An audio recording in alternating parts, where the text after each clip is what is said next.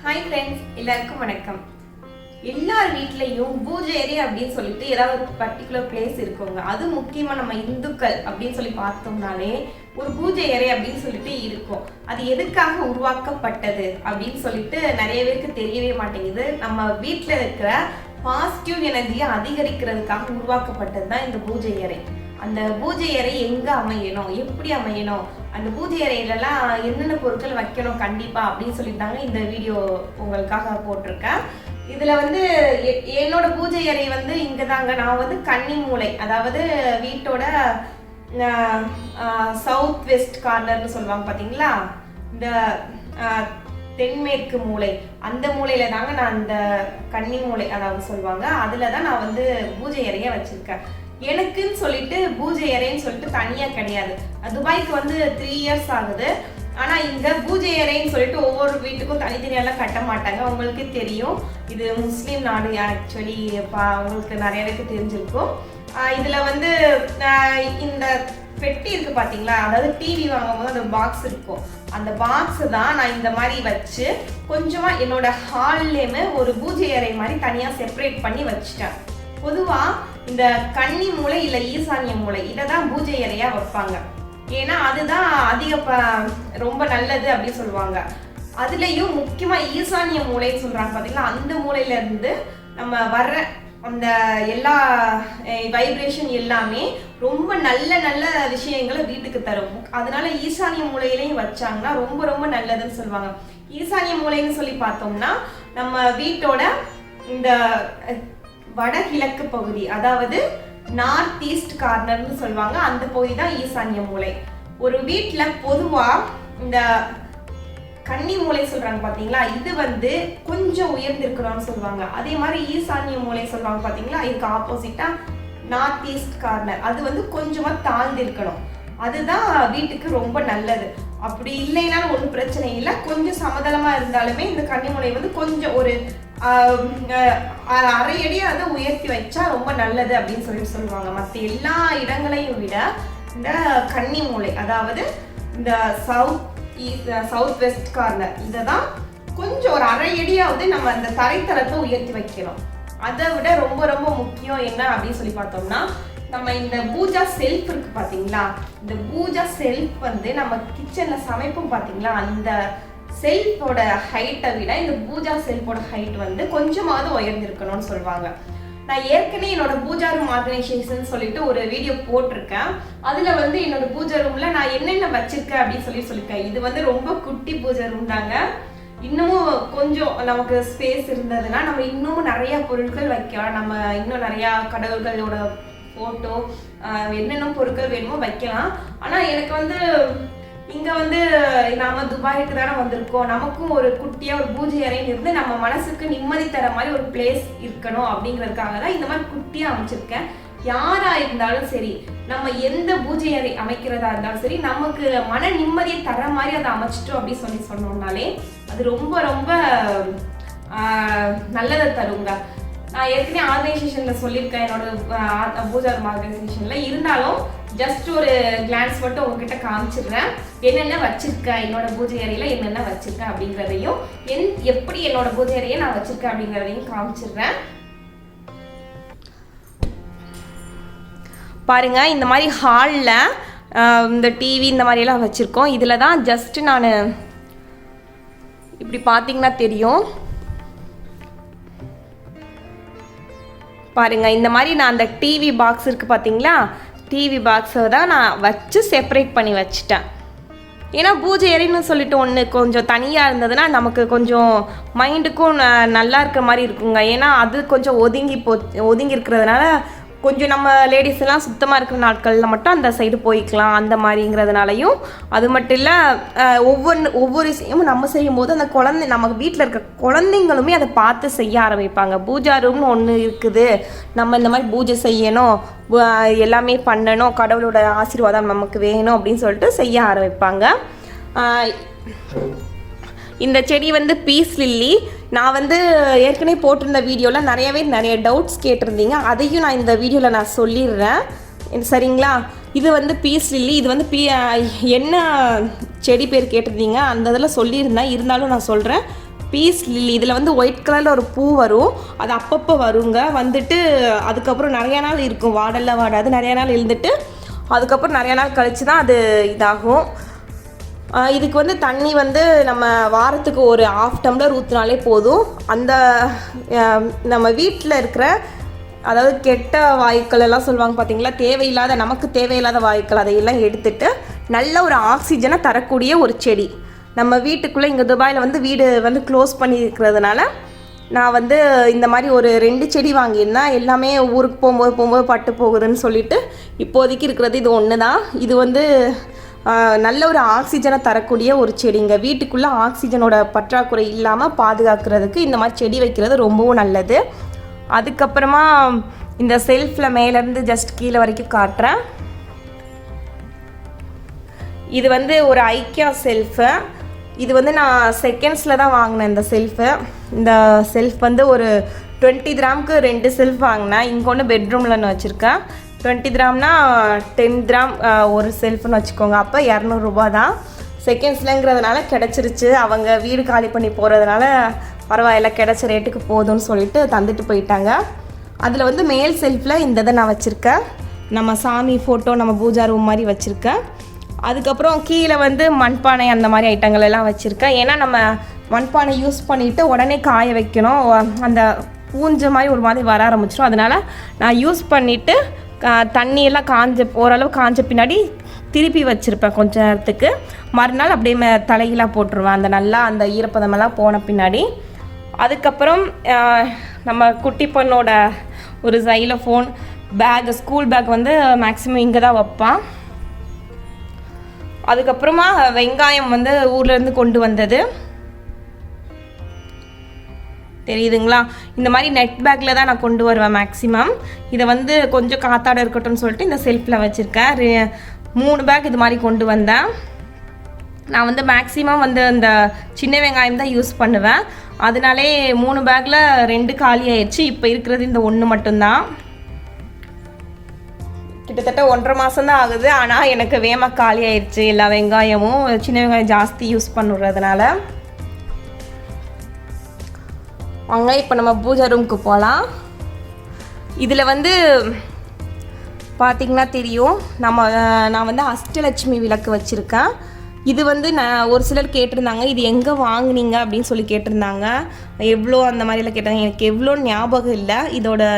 இது வந்து நான் நார்மலாக பாத்திர கடைகள் எல்லாம் இருக்குது பார்த்தீங்களா, அந்த பாத்திர கடைகள் இல்லை அந்த மாதிரி நிறையா ஸ்டோர்ஸ், இந்த சரவணா ஸ்டோர் அந்த மாதிரிலாம் நிறையா சொல்லுவாங்க பார்த்தீங்களா, அந்த இதில் நம்ம போய் கேட்டோம்னா நமக்கு கிடைக்கும்.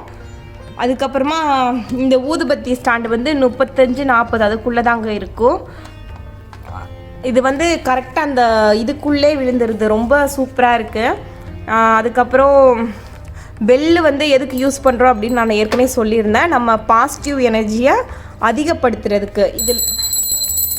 இதுலேருந்து வந்து பார்த்திங்கன்னா இந்த சவுண்டு, இது நமக்கே தெரியாமல் நம்ம உடம்புல இருக்கிற நெகட்டிவ் எனர்ஜியை ஃபுல்லாக எடுக்கும். நம்ம உடம்புல இருக்க ஸ்ட்ரெஸ் எல்லாத்தையும், நம்ம மைண்டில் இருக்க ஸ்ட்ரெஸ் எல்லாத்தையுமே எடுக்கிறதுல இந்த பெல் சவுண்டு பின்ன ஓம் அப்படிங்கிற ஒலி இருக்குது பார்த்தீங்களா, இது 2க்குமே நிறைய பவர் இருக்குது. அடிக்கடி இதை கேளுங்க எல்லாருமே. ரொம்ப ரொம்ப முக்கியம் என்ன சொல்லி பார்த்தீங்கன்னா, நம்ம வீட்டில் ஒரு 5 கடவுள்களோடையும் சேர்ந்து இருக்கிற இந்த ஒரு படம் இருக்குது பார்த்தீங்களா, இது ஒரு படம் இருந்தாலே ரொம்ப ரொம்ப நல்லதுன்னு சொல்லுவாங்க. நிறையா படம் இருக்கணும் அப்படின்னு சொல்லிட்டு அவசியம் இல்லை, இந்த படம் இருந்தால் போதும். அப்படி இல்லை அப்படின்னா நம்ம கோமாதா, இந்த கோமாதாலே எல்லா கடவுள்களும் அடங்கும் அப்படின்னு சொல்லிட்டு நான் ஏற்கனவே சொல்லியிருக்கேன். அந்த கோமாதாவோட படம் கண்டிப்பாக இருக்கணும். இருந்ததுன்னா இந்த தனித்தனியாக ஒவ்வொரு கடவுள்களையும் கும்பிடணும் அப்படின்னு சொல்லிட்டு அவசியம் இல்லை, நம்ம ஒரு கடவுளை கும்பிட்டாலே போதும். அது மாதிரி வாஸ்து பகவான் எதுக்காகனா, நம்ம வீட்டில் இருக்கிற வாஸ்து பிரச்சனைகள் எல்லாத்தையுமே அந்த வாஸ்து பகவான் வந்து கொஞ்சம் சரி பண்ணுவார். ஏன்னா நம்ம போகிற இடத்துலலாம் வாஸ்துப்படி வீடு இருக்குமா, இல்லை வீட்டில் ஏதாச்சும் பிரச்சனையா அப்படின்னு சொல்லிட்டு ஒன்றும் பார்க்க முடியாது. அதனால் வாஸ்து பகவான் வீட்டில் இருக்கிறது ரொம்ப நல்லது அப்படின்னு சொல்லிட்டு சொல்லுவாங்க. ஒரு சிலர் இது வைக்கலாமா வைக்கக்கூடாதான்னு சொல்லிட்டு எல்லாம் கேட்டிருந்தீங்க. தாராளமாக வைக்கலாங்க. வீட்டில் வைக்கக்கூடாத விஷயங்கள் என்னென்ன அப்படின்னு சொல்லிட்டு மட்டும் பார்த்துக்கோங்க. நம்ம பூஜை அறையில் சிலைகள் வைக்கவே கூடாது. இந்த குட்டி குட்டி நம்ம அன்னபூரணி, குட்டி குபேர சிலை இந்த மாதிரி வச்சுக்கலாம். மண் சிலைகள் கட்டாயம் வைக்கவே கூடாது. அதே போல் உடைஞ்ச இல்லை கீரல் விட்ட சாமி ஃபோட்டோ ஏதாச்சும் இருந்ததுன்னா அதை நம்ம வெளியே வேறு ஏதாவது கோயிலில் போய் வச்சுட்டு வந்துடணும். அது நம்ம வீட்டில் வைக்கவே கூடாது. அது மாதிரி ஒரு சில விஷயங்கள்லாம் வைக்கக்கூடாதுங்க. இந்த நம்ம வாடிப்போச்சு, பூ வாடிப்போச்சு அப்படின்னு சொல்லிட்டு சொன்னோம்னா அதை உடனே ரிமூவ் பண்ணிடுங்க. ஒரு நாள் இல்லை 2 நாள் இருக்கட்டும். அதுக்கு மேலே நிறைய நாள் அந்த வாடின பூவை வச்சுட்டே இருக்கக்கூடாது. அதுக்கப்புறமா இன்னும் ரொம்ப ரொம்ப முக்கியமான விஷயம் என்னென்னா, நம்ம குலதெய்வம் நம்ம எல்லா செயல் தொடங்குறதுக்கு முன்னாடி குலதெய்வத்தை கும்பிட்டுட்டு போனோம்னா ரொம்ப ரொம்ப நல்லது. நானும் என்னோட குலதெய்வத்தை இங்கே வச்சுருக்காங்க. அது மட்டும் இல்லை, நம்ம குலதெய்வத்தை எப்படி நம்ம வீட்டுக்குள்ளே கொண்டு வரணும், குலதெய்வத்தோட அருள் கிடைக்கணும் அப்படின்னு சொல்லிட்டு ஏற்கனவே ஒரு வீடியோ நான் இப்போ ரீசெண்டாக போட்டிருக்கேன். கண்டிப்பாக அதை ஓப்பன் பண்ணி பாருங்கள். ரொம்ப ரொம்ப யூஸ்ஃபுல்லாக இருக்கும்.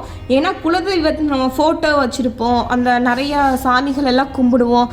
ஆனால் குலதெய்வத்தோட அருள் வீட்டில் இல்லை அப்படின்னு சொல்லி பார்த்தோம்னா அதில் எப்படி நம்ம வீட்டில் நிறைய மன நிம்மதி அது மாதிரி எதுவுமே இருக்காதுங்க. ரொம்ப கஷ்டமாக இருக்கும். ஏதாவது ஒரு பிரச்சனை, சின்ன சின்ன பிரச்சனைகள் வந்துக்கிட்டே இருக்கும். உடல் அளவோ மனசளவோ ஏதாவது ஒரு பிரச்சனைகள் வந்துக்கிட்டே இருக்கும். கணவன் மனைவியோட பிரச்சனையோ இல்லை உடலில் ஏதாவது பிரச்சனையோ ஏதாவது ஒன்று வந்துக்கிட்டே இருக்குது அப்படின்னா நம்ம குலதெய்வத்தோட அருள் நம்ம வீட்டில் இல்லைன்னு அர்த்தம். அப்படி இல்லை அப்படின்னா நீங்கள் தயவு செஞ்சு, நான் ஏற்கனவே அந்த தனி வீடியோவாக போட்டிருக்கேன், அந்த வீடியோவை நீங்கள் ஓப்பன் பண்ணி பாருங்கள். நிறையா பேருக்கு யூஸ் ஆகும். ஏன்னா நம்ம குலதெய்வத்தை வீட்டுக்கு கொண்டு வர வைக்கணும். ரொம்ப எளிமையான முறையில் நம்ம கொண்டு வந்துடலாம். அதுக்கான வீடியோ நான் போட்டிருக்கேன், பாருங்கள். அதுக்கப்புறமா இங்கே நான் ஒரு வாஸ்து மூங்கில் வச்சுருந்தேங்க. அது ஒவ்வொரு முறை நான் ஊருக்கு போகும்போதும் கொஞ்சம் கொஞ்சமாக வாடிடுச்சு. அதனால் அதில் தண்ணி மட்டும் எப்பயுமே நிரம்ப விட்டு, இந்த மாதிரி பூ இருக்குது பார்த்தீங்களா, வெளியே போயிட்டு வந்தேன்னா கண்டிப்பாக வெளியேருந்து வரும்போது பூ பறிச்சிட்டு வந்து போட்டுருவேன். இல்லைன்னா கடையிலேருந்து வாங்கும்போது நான் போட்டுருவேன். இங்கே தமிழ் மார்ட்னு ஒரு கடை இருக்குது. அங்கே எல்லா பூவும் கிடைக்கும். அங்கேருந்து வாங்கி போட்டுக்குவேன். நம்ம சாமிக்கு போடும்போது இங்கே 2 போட்டோம்னா இது நிறைய நாள் வாடாதுங்க. நம்ம நல்லா ஒரு ஃப்ரெஷ்ஷாகவே இருக்கும். தண்ணிக்குள்ளே போட்டு வச்சுருக்கிறதுனால அது எப்போ ஒரு மாதிரி ஆகுதோ அந்த ஸ்டேஜில் நம்ம சேஞ்ச் பண்ணிக்கலாம். இல்லை எடுத்து போட்டு நம்ம வேறு பூ மாற்றிக்கலாம். அடுத்தது நிறைய பேர் கேட்ட இன்னொரு டவுட் என்னென்னா, இது குங்குமம் வச்சுருக்காங்க. இதில் எப்படி நீங்கள் எத்தனை நாளைக்கு ஒரு தடவை சேஞ்ச் பண்ணுறீங்க அப்படின்னு சொல்லிட்டு தான். நம்ம வீட்டில் இருக்கிற கெட்ட சக்தி, அதாவது நெகட்டிவ் எனர்ஜியை எடுக்கிறதுல இதுவும் ரொம்ப ரொம்ப முக்கியமான பங்கு வகிக்குதுங்க. இது என்னென்ன அப்படின்னு சொல்லிட்டு நான் சொல்கிறேன் மறுபடியும்.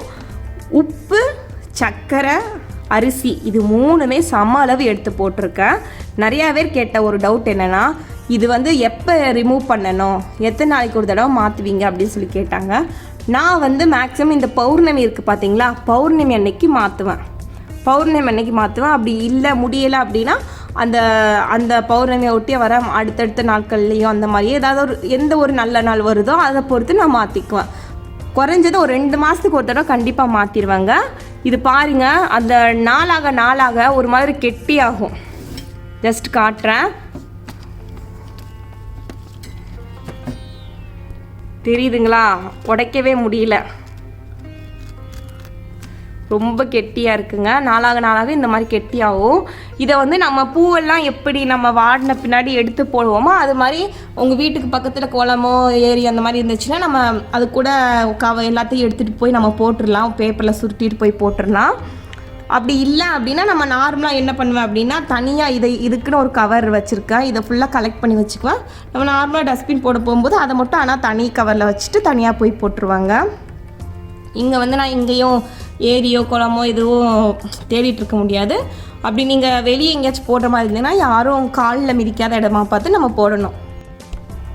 அதுக்கப்புறம் இது என்னன்னு சொல்லி கேட்டிருந்தீங்க. இது என்னென்னா லேண்ட்லைனு. இங்கே எப்படி நம்ம உள்ளூருக்குள்ளே லோக்கல் கால் பேசுகிறோம், அது மாதிரி இங்கே துபாய், அபுதாபி அந்த மாதிரிலாம் சுற்றி சரௌண்டிங்ஸில் இருக்கிற எல்லார் கூடயும் நம்ம இந்த மாதிரி லேண்ட்லைனில் பேசிக்கலாம். நம்ம நார்மலாக மொபைலில் பேசுகிறோம்ல அந்த மாதிரி பேசாமல் இந்த மாதிரி பேசுகிறோம்னா நமக்கு இந்த டிவியில் ஒய்ஃபை கூட வர ஆஃபர் மாதிரி இது ஃப்ரீ கால். அந்த மாதிரி நம்ம உள்ளூருக்குள்ளே எங்கே வேணுன்னா லோக்கல் கால்ஸ் எல்லாமே ரொம்ப ஃப்ரீயாகவே பேசிக்கலாம் அந்த மாதிரிங்க. ஆனால் ஃபோனுக்கு மொபைலுக்கு பண்ணணும் அப்படின்னு சொல்லி சொன்னோம்னா அதுக்கு மணி ஆகும். லேண்ட்லைன் டு லேண்ட்லைனா ஃப்ரீ அந்த மாதிரி. இதுதாங்க என்னோடய பூஜை அறை. கண்டிப்பாக எல்லாருக்கும் பிடிச்சிருக்குன்னு நினைக்கிறேன். ரொம்ப ரொம்ப சிம்பிளாக இருக்கும். ஆனால் என்னென்ன அவசியம் தேவையோ அது எல்லாமே இருக்குங்க. நான் விளக்கேற்றுறது பார்த்திங்கன்னா நல்லெண்ணெயில் தான் ஏற்றுவேன். அப்பப்போ இந்த நெய் இருக்குது பார்த்திங்களா, நெய்யையும் இது கூட ஜஸ்ட்டு ஆட் பண்ணிக்குவேன். தனியாக ஒரு விளக்கு, நெய்க்கு ஒரு விளக்கு அந்த மாதிரியெல்லாம் தனியாக இல்லைங்க. ஒரே விளக்காக நான் மனசார நம்ம கடவுளை வேண்டி நம்ம மனசுக்கு நிம்மதி தர சொல்லி, உடலுக்கு ஆரோக்கியத்தை தர சொல்லி வேண்டி ஏற்றினோம்னா எதுவாக இருந்தாலுமே ரொம்ப நல்லதாக தாங்க நடக்கும்.